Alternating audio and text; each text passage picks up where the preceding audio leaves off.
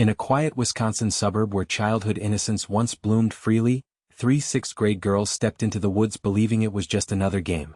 But beneath those trees, myth and reality collided in a way no one could have predicted. Peyton Lutner, only 12, was betrayed by the 2 friends she trusted most. She was stabbed 19 times, wounds meant to serve a fictional creature born from the internet's darkest corners, Slender Man. Peyton's survival became a miracle, while the crime became a national shockwave. Morgan Geyser and Anissa Weier were committed to psychiatric institutions, beginning long journeys of treatment, reflection, and consequence. But now, over a decade later, an unsettling twist. Morgan escaped her group home, slipping from supervision, removing her GPS monitor, and disappearing into the night. The search for her reopened wounds many hoped had long healed. This is a story about belief twisted into something dangerous, about the fragility of young minds, the scars that remain, and the chilling question: what happens when the past refuses to stay buried? By the time the first officer's boots crushed the damp leaves beneath them, the woods were already holding their breath. There are certain places where nature remembers everything. Waukesha's tree line is one of them. The shadows stretch a little longer there, and on that morning in late May 2014, they felt like they were waiting for something to be discovered. Or perhaps, waiting for someone to survive. The air was cool, not yet summer, carrying a strange stillness that made every sound feel amplified. The rustle of branches, the hum of distant traffic, the faint chirp of birds unaware that the ground beneath them was stained with betrayal. It was here, in a small patch of suburban forest, that innocence was pierced, both literally and in the most haunting emotional sense. 12-year-old Peyton Lutner had always been gentle, bright, trusting, a girl who believed in friendships the way others believe in prayers. She had slept over at her best friend's house the night before.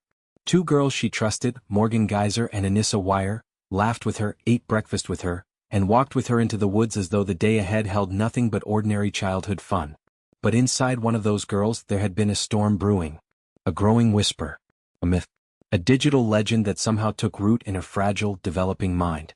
Slender Man, the tall, faceless figure born from the internet's darkest corners, was never real. Yet to Morgan his shadow felt alive. And Anissa, equally influenced, believed they had to act. To prove loyalty. To avoid punishment. To please something that never existed beyond stories and screens. That morning they played hide and seek. A simple game. A harmless setup. Until the moment it wasn't. Beneath the screen of trees and shifting light, the world split into before and after. Morgan and Anissa told Peyton to lie down. She trusted them enough to do it. But only for a moment. Only until the first blade sank into her flesh. 19 stab wounds. Some small, shallow. Others deep, one just missing a major artery near her heart.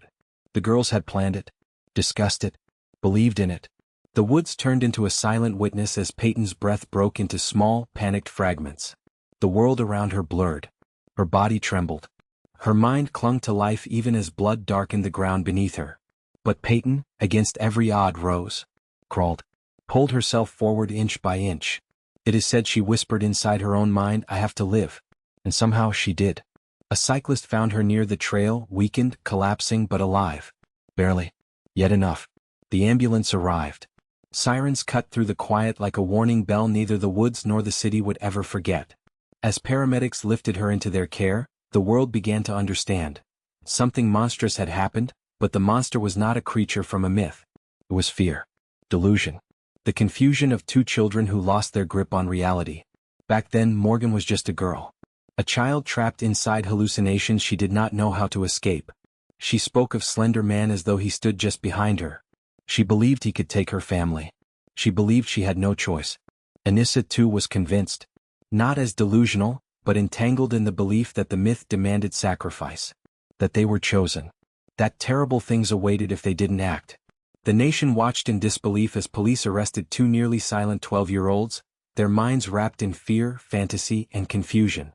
The trial dragged on. Experts evaluated Morgan carefully, schizophrenia early, severe, and consuming. She was committed to a psychiatric hospital, not a prison, because her mind had betrayed her long before she betrayed her friend. Years passed. The world moved on. But trauma never truly disappears. Not for Peyton. Not for the families. And not for the girl who committed the act but spent years receiving treatment, grappling with hallucinations that once guided her actions. Morgan grew older inside the hospital walls. She matured. Stabilized. Medications that balanced her mind helped push the shadows back. Eventually, the courts agreed to transition her out of the psychiatric facility into a supervised group home. A step toward normalcy.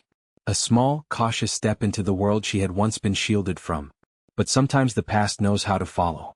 And sometimes the mind remembers how to fracture. It was supposed to be a low-risk transition. Morgan lived quietly. Followed rules. Checked in. Wore a GPS monitor. But on November 22, 2025, just after evening, something shifted. Something in her routine broke. She removed the monitor. She left the building. She vanished. The group home alerted authorities. The search began immediately. To many it was a frightening headline. But to Peyton's family, to the investigators who still remember the day the woods swallowed a child's safety, to everyone who lived through that case, the fear resurfaced like a ghost. A decade after the crime, Morgan Geyser was missing. Alone. Unsupervised. Location unknown. And Waukesha felt that same chill again, the one that whispers that some stories never fully close and some wounds never fully heal. This chapter, like the scar at the center of the case, is a tribute to resilience. To Peyton who lived. To the families who endured. To the community forever changed. This story is not entertainment, it is remembrance. And in that remembrance we honor survival itself. If you're listening, if you feel the weight of truth, if you want to help this channel rise so these stories can continue to be told with dignity, atmosphere, and respect, please subscribe, share, and help us grow together. Thank you for being here, for caring, and for giving your time to voices that matter. The alert went out just after sundown, at a time when most people were settling into the quiet routines of evening. But for the staff at the group home in Waukesha County, November 22nd did not end quietly. A single message lit up their internal system. Morgan Geyser, unaccounted for. The GPS tracker she was required to wear had gone silent, manually removed.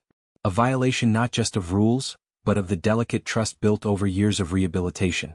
The halls that had once felt stable, predictable, structured, suddenly shifted into a space of uncertainty. Staff retraced her schedule. Checked the cameras. Looked for signs of distress or emotional unraveling. But nothing appeared out of place. No outbursts. No warnings. No request for increased medication or earlier check-ins. She had eaten dinner. Spoken politely. Followed her routine. And then, without fanfare, without drama, she simply walked away. For a moment there was a stunned pause. A disbelief that this quiet, compliant woman who had spent most of her adolescence in psychiatric care had taken such a bold step. But absence has a way of speaking louder than any confrontation. And the empty space she left behind filled the room with a rising tension that everyone could feel. Morgan was gone. And no one knew why. Authorities were notified. The message spread from local police to county officials. A search began that night, not a frantic hunt through the woods like in 2014, but a methodical sweep through streets, bus stations, nearby stores, and known transit routes. Morgan was 27 now, legally an adult, yet legally bound to supervision. The moment she removed the monitoring device, the law considered her missing, and potentially a danger to herself, given her psychiatric history. Quiet neighborhoods lit up with patrol car headlights. Local dispatch radioed updates in calm, clipped tones. Residents heard nothing at first. But news moves fast in a city that has lived through trauma. Before long, the story spread from phone to phone, screen to screen, tightening hearts in the community that had once witnessed the unthinkable. Some felt fear. Some felt confusion. Others felt sympathy, because they knew her story was not one of cold malice, but of untreated schizophrenia at age 12, of hallucinations that convinced her she had no choice, of a delusion so overwhelming it swallowed reality whole. Morgan was not a villain in the classical sense. She was a young woman wrestling a lifelong illness, one that had shaped the darkest moment of her childhood. But illness or not, the wound of the past lingered. And the idea of her loose, unmonitored, triggered a collective unease. Investigators reviewed the timeline. Morgan had been adjusting to life on the outside. The transition from institutional care to a group home is never simple. Some residents thrive. Some falter. Many struggle quietly, unsure how to navigate the open world after years of structure and routine. Morgan's paperwork indicated she had been doing well, attending therapy, following medication schedules, participating in daily tasks. No red flags. No indicators of a pending escape. But sometimes the deepest fractures remain invisible until the moment they widen. One detective later noted that transitions often bring hidden pressure, small changes that feel massive for someone conditioned to stability. A shift in staff. A new roommate. A routine adjustment. Even a news clip about the Slender Man case resurfacing in media. Any of these could trigger anxiety or fear. Whether any of these factors pushed Morgan out the door remains unknown. In missing person investigations, silence is its own mystery. Meanwhile, the community remembered the woods, not because they believed Morgan would harm again, but because trauma stamps itself onto a place. Parents who once kept their children near now felt that old tightness in their chest, the one that says danger once lived here. Even if the danger was rooted in mental illness and not malice, its memory remained. Reporters began investigating. Headlines appeared: Slender Man attacker missing after fleeing group home. The internet ignited with commentary, some compassionate, some cruel, some wholly uninformed. The world has always been quick to form opinions about a case so bizarre, so haunting, so tied to internet mythology. The narrative resurfaced with intensity, and in the center of it all was a woman whose face had become almost symbolic of a moment many wished could be undone. As the hours moved into early morning, officers broadened the search radius. They checked nearby wooded areas, even though logic suggested she wouldn't return to a place associated with the crime. They checked shelters, parks, fast food lobbies, the county hospital. Morgan had no car, no known outside friends, no access to significant funds. Survival on the outside would be difficult without planning. And yet her disappearance felt intentional. Deliberate. Back at the group home, staff sat with a mixture of worry and responsibility. They reviewed the footage again and again. In the grainy camera view, Morgan walked down the hallway wearing a jacket, her hair tied back, her posture relaxed. She didn't look distressed. She didn't look rushed. She simply opened the door and slipped into the night. No hesitation. No visible fear. Just a quiet exit. Some interpreted it as a sign of mental destabilization, a break from reality. Others thought it looked like clarity, as though she had made up her mind and felt a sense of purpose. But no video clip can reveal what is happening inside a mind shaped by both trauma and treatment, by medication and memory. Authorities briefed the public early the next morning. They emphasized that Morgan's escape did not automatically equate to public danger. They stressed her ongoing treatment, her improved mental stability, her history of cooperation. But they also acknowledged the seriousness of the situation. When someone under a court order disappears, it must be handled with urgency. Behind the scenes, mental health experts weighed in. Some argued she might be overwhelmed by the pressures of reintegration. Others suspected emotional regression triggered by anniversaries or personal stresses. One expert pointed out that individuals who spend formative years in institutions often struggle with the sheer unpredictability of the outside world. Something as minor as a disagreement or change in medication can shape their behavior dramatically. Meanwhile, the families, Peyton's, Morgan's, and Issa's, each felt the news in different ways. For Peyton's family, the announcement stirred protective instincts. While they understood Morgan's condition, the wound of the past was never far away. To them, unpredictability was frightening, not because they expected violence but because they remembered how vulnerable their daughter once was. Morgan's family felt a different fear, the fear for their daughter's safety. They had seen her through hospital visits, medication trials, therapy evaluations. They knew her illness, her triggers, her fragility. And the idea of her alone in the cold, without supervision, without support, terrified them. As the sun rose on November 23rd, the search expanded further. A soft snow had begun to fall, dusting the streets, quieting the landscape, making every hour feel heavier. Officers canvassed roadsides, checked convenience stores, spoke to bus drivers and monitored surveillance footage from nearby towns. And then, finally, word broke. Morgan had been found. She wasn't hiding. She wasn't armed. She wasn't violent. She was simply walking along a roadside. Quiet. Alone. When officers approached, she complied immediately. No resistance. No confusion. Just a subdued acceptance, as though she knew the search had been coming and had been waiting for it to end. Authorities took her back into custody, and the community exhaled. But the story, this long, haunting story, was far from finished. Morgan's escape raised a new series of questions about supervision, mental health, rehabilitation, safety, and the lasting shadows of an act born from delusion 11 years earlier. Because in Waukesha, the past never fully leaves. It lingers, it breathes, and sometimes, as this week showed, it walks. The morning Morgan Geyser was found, the cold air carried a strange sense of relief, thin, fragile, almost brittle. Snow still clung to the edges of the road where she had been walking. A quiet white backdrop for a woman whose life had been anything but quiet. When authorities approached, there was no chase, no struggle, no frantic plea. She simply stopped, turned, and breathed in the inevitability of consequence. For the officers on scene, it was a moment layered with conflicting emotions.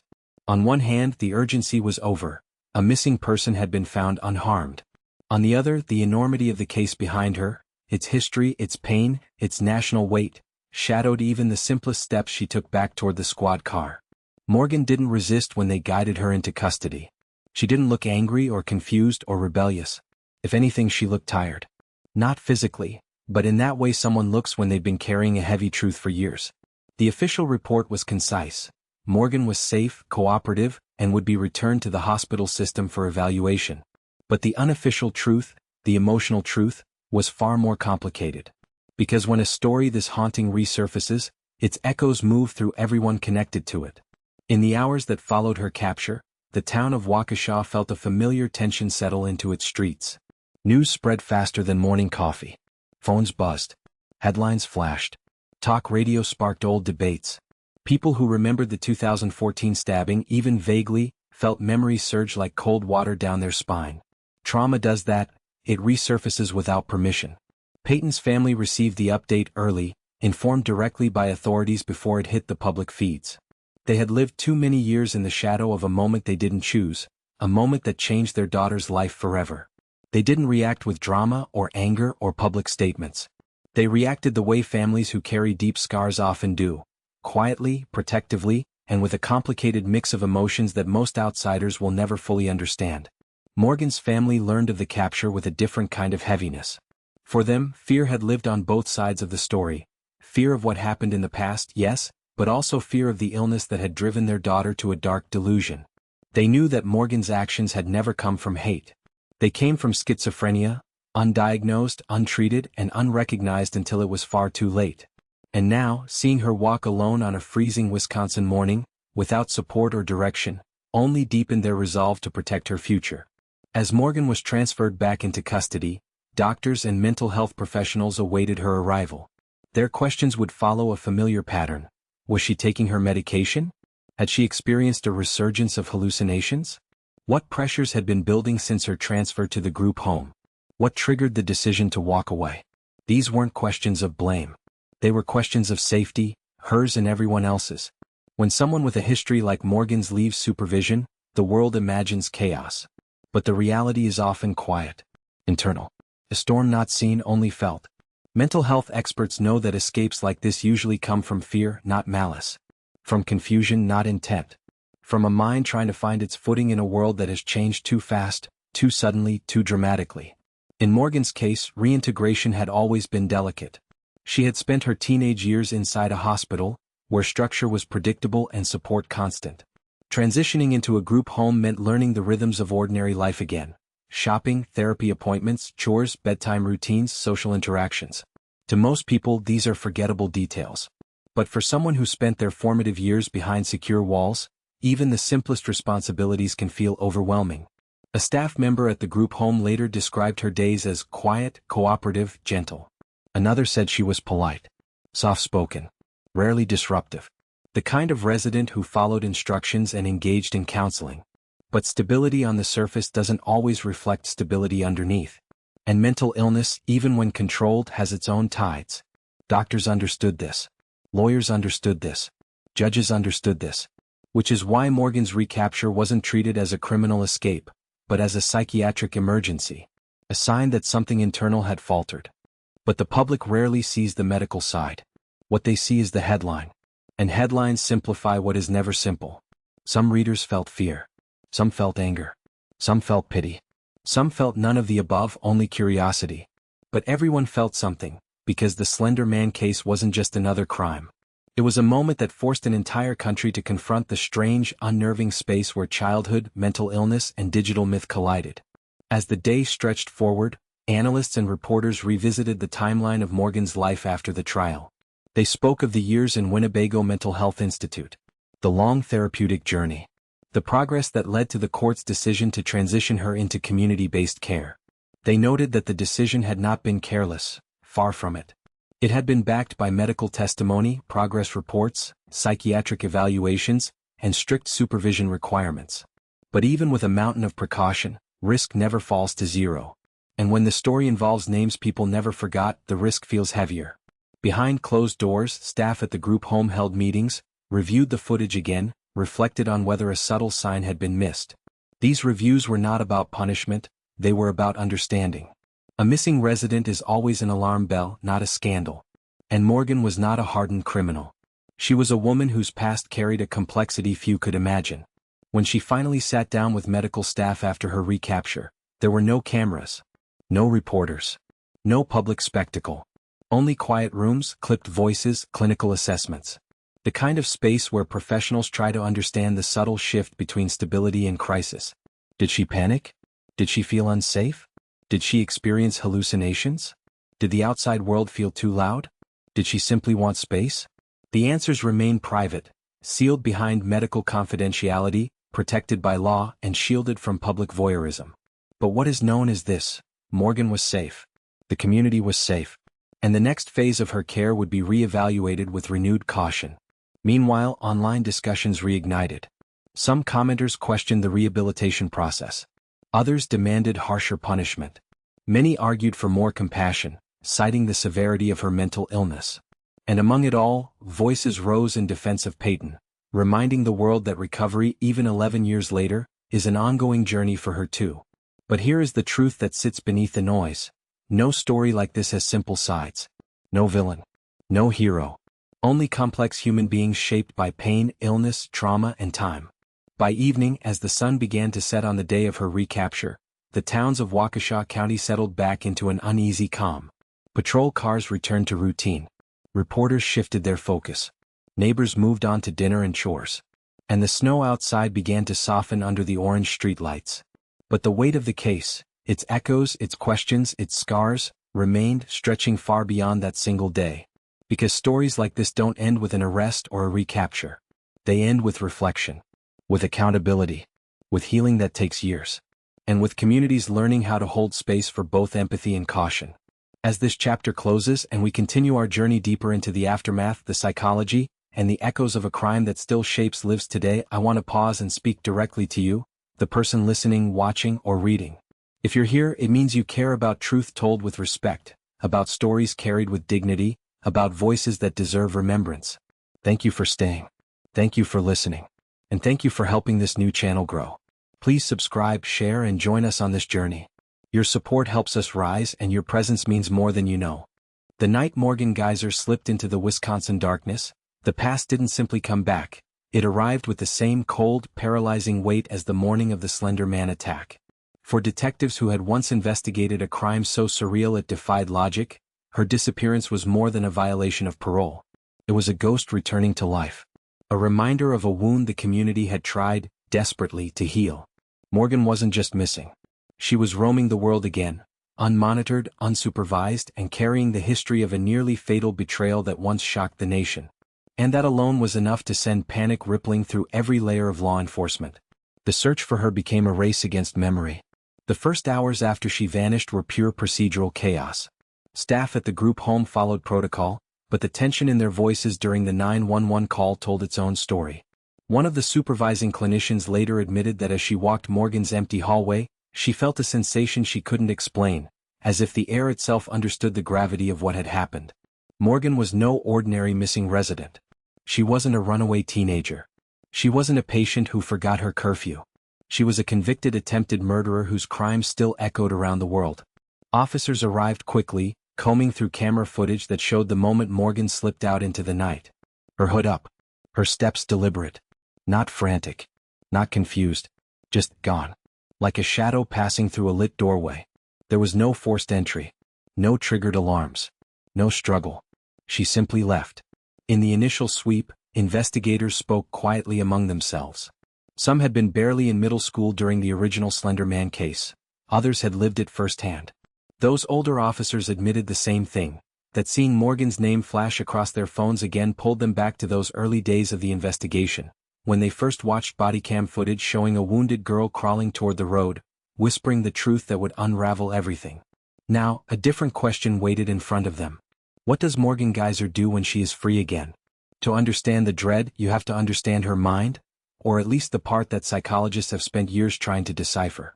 Even in court, experts had described Morgan's connection to reality as fragile, permeable, suggestible. She had been a child living in a world where imagination blurred with terror, where hallucinations took the shape of tall faceless figures waiting in the shadows. But she wasn't 12 anymore. She wasn't delusional anymore. And that fact may have been the most unsettling part. She was now an adult who fully understood the weight of her crime, and the world she was stepping back into without supervision. That kind of awareness can push a person in one of two directions: toward redemption, or toward collapse. Detectives didn't know which path she was on, and that uncertainty tightened every decision they made. By 2 a.m., Morgan's name had been entered into every state and federal database. Officers swept through local parks, bus terminals, and wooded trails, the kinds of places someone used to isolation might retreat to. But the thing that troubled investigators most was how she had prepared. Morgan didn't pack bags. She didn't bring money. She didn't take medication. She didn't bring food or water. Nothing. It wasn't a runaway behavior. It was an exit. Almost ritualistic in its simplicity. A return to the state she had been in the day of the stabbing. Detached, wandering, moving forward with no sense of consequence. The detectives reviewing her exit footage watched it again and again. Her walk. Her posture. Her speed. They described it the same way every time. She wasn't running from something. She was walking into something. But into what? By sunrise, the case had expanded beyond the county. State officials were alerted. Psychiatric consultants were called in. Media outlets were sniffing at the edges, waiting for confirmation. What frightened authorities most wasn't the threat of physical violence, though that lingered unspoken. It was the psychological reckoning that would unfold the moment the public heard her name again. Many people still remembered that original crime vividly. A case where children had committed an act adults could hardly comprehend. A crime fueled by an internet myth so bizarre it almost felt fictional. The idea that one of the perpetrators was suddenly missing, roaming freely, was not something anyone was prepared for. The Waukesha County Sheriff's Office made the decision early. Her disappearance must remain quiet. For as long as possible. Not to protect Morgan, but to protect the city from reliving its trauma. Before there were answers. What few people realize is that, in cases like this, early hours matter more than anything. Not because suspects can get far, but because their psychology is rawest. Their decisions are most revealing. Anne Morgan, whose internal world had long been a labyrinth of fear and dissociation, was now alone in the real world after years of institutional structure. Investigators considered three possibilities. 1. She was frightened and hiding somewhere nearby. A forest trail, an abandoned lot, a drainage tunnel, places where someone used to isolation might retreat for safety. 2. She was having a psychological break and wandering aimlessly. In which case her path would be unpredictable. 3. She was seeking something familiar. This was the scenario that made detectives uneasy. Morgan had spent her formative years in a psychiatric facility, not the outside world. Her familiar wasn't a person or a place, it was a state of mind. Fear. Escapism. The retreat into darkness. If this was the case, then finding her would require understanding not just where she was going but why. By midday the search perimeter widened. Drones were deployed. Patrols swept through remote bike paths and wooded areas. Officers traveled house to house, sometimes just to share a photograph and ask, "Have you seen her? Did you hear anything strange last night?" But the strange thing was this. No one had seen her. Not a single confirmed sighting. It was as if she dissolved into the very night that swallowed her. At 5 p.m., another layer of fear entered the investigation. Morgan's father had been contacted the day she fled. That detail was now confirmed, and he admitted something that made investigators pause. He said the last thing Morgan asked him, the day before she disappeared, was this. "Do you ever wish things had gone differently?" He didn't know what she meant. He still doesn't. But it was enough to shake him. He insisted she wasn't dangerous now. He insisted she wasn't the child she used to be. He insisted she wouldn't run. And yet, he whispered something quietly to detectives that evening, something that didn't appear in public reports. "I'm scared she might be lost again. In her mind, I mean. I don't know what she's chasing." It wasn't a confession. It wasn't an accusation. It was a father admitting he no longer understood the world his daughter lived in. And that world was expanding by the hour. When night fell again, investigators braced for the possibility they had feared from the start. That Morgan might not want to be found. But what they didn't know, what none of them knew, was that a break in the case was only hours away. And it would come from a place no one expected. A place that would bring the story closer to its final turning point. A place where the past, the present, and the consequences of a childhood horror would collide one last time. The morning light in Waukesha was brittle, a pale wash over streets still carrying the memory of a story that had refused to fade. Morgan Geyser, finally located after her solitary walk into the cold night, sat quietly in the back of a patrol car. She had not resisted.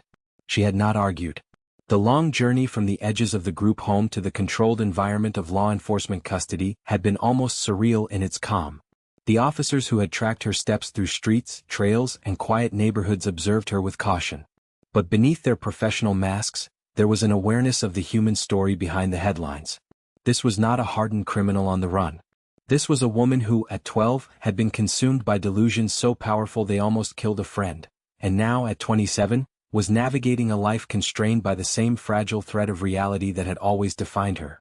Morgan's eyes, when they met those of the detectives, were neither pleading nor defiant. They were reflective, a glimpse of someone who had carried decades of isolation, therapy, and self-reconciliation. And in that reflection was a question: how does one measure freedom when it is tethered to supervision, treatment, and the constant gaze of the law? The capture itself was quiet, almost anticlimactic. Yet the weight of its significance was enormous. For years, the town had feared her escape might trigger a repetition of the past. Now, in this understated moment, that fear dissolved, leaving room for a different kind of tension. The tension of reckoning, of understanding, and of the slow, painstaking process of moving forward. Morgan was escorted back into the group home's custody under close supervision. Medical professionals evaluated her immediately, checking for any signs of destabilization, both mental and physical. She answered questions quietly. She complied with routine medical procedures. She exhibited no aggression. And yet, her presence alone reminded everyone involved that the past does not vanish. It lingers in memory, in caution, in the subtle, unspoken knowledge of what had occurred in the woods more than a decade earlier. The aftermath spread quickly through Waukesha and beyond. Families, journalists, neighbors, and online communities began re-examining the story, the myth, and the consequences of actions once considered unimaginable. Morgan's escape reopened conversations that had remained subdued for years, about mental health, rehabilitation, the effectiveness of psychiatric oversight, and the lasting influence of online myths on impressionable minds. Experts reminded the public that Morgan was not inherently malicious. The crime she committed had been the result of untreated schizophrenia, hallucinations, and the overwhelming influence of an internet legend that twisted childhood imagination into near-fatal action. Yet, the emotional response of the community was unavoidable. Trauma leaves echoes long after the immediate danger has passed, and Peyton's family, though grateful for her survival, could never fully unhear the whispers of that day in May 2014. Law enforcement emphasized that Morgan's recapture was a relief for public safety. But the story's broader meaning was more subtle. It highlighted the delicate balance between accountability, mental health treatment, and the persistent power of memory. The news coverage, carefully measured, reflected this complexity, reminding the world that some events defy simple judgment. Even in the hospital, staff and therapists approached Morgan with cautious empathy. They understood that her walk into the night was not a rebellion but a reflection of her inner struggles, the same inner battles that had dominated her adolescence. Every step she took, every decision she made in those hours of freedom, was a signal of the fragility and resilience that coexist in a mind like hers. The local community, once gripped by fear and horror, began to process the layers of the event. Parents reflected on their own children, on the ways myths and technology intertwine, and on the responsibilities they carry in guiding young minds. Educators re-examined approaches to adolescent behavior and online exposure. Psychologists and counselors debated treatment methods and the slow, patient work of reintegration into society. The lessons, as painful as they were, became part of the collective consciousness of a town that had once felt the full weight of tragedy. Peyton, now older and living her own life with careful boundaries, remained the central figure of courage in this story.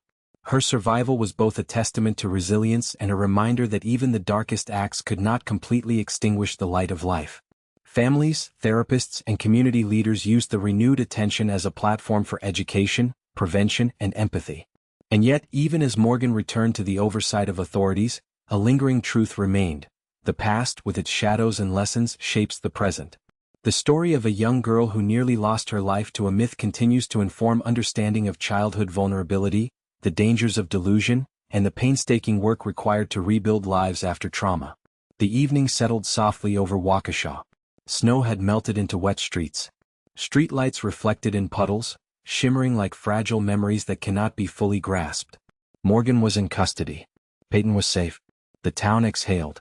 And in that quiet, reflective moment, one could sense the pulse of the story itself. A narrative about human fragility, resilience, and the complex threads that tie past mistakes to present redemption. For those listening to this story now, remember, these narratives are more than headlines. They are lessons, reflections, and invitations to empathy. They remind us that life is fragile, that minds are complicated, and that survival itself is a story worth honoring. And for you, the listener who has stayed through every chapter, every dark shadow, every twist of fate, thank you. Thank you for allowing these voices to be heard, for holding space for understanding, and for witnessing a story that blends horror with hope. If you've listened carefully, if you've felt the weight of every moment, please subscribe, share, and help this channel grow. Your presence allows these stories to be told with respect, care, and cinematic depth. Together, we can honor lives, preserve lessons, and rise as a community that values truth, empathy, and remembrance. Remember, survival is strength. Reflection is wisdom. And your support helps keep stories like this alive, reaching those who need to hear them most.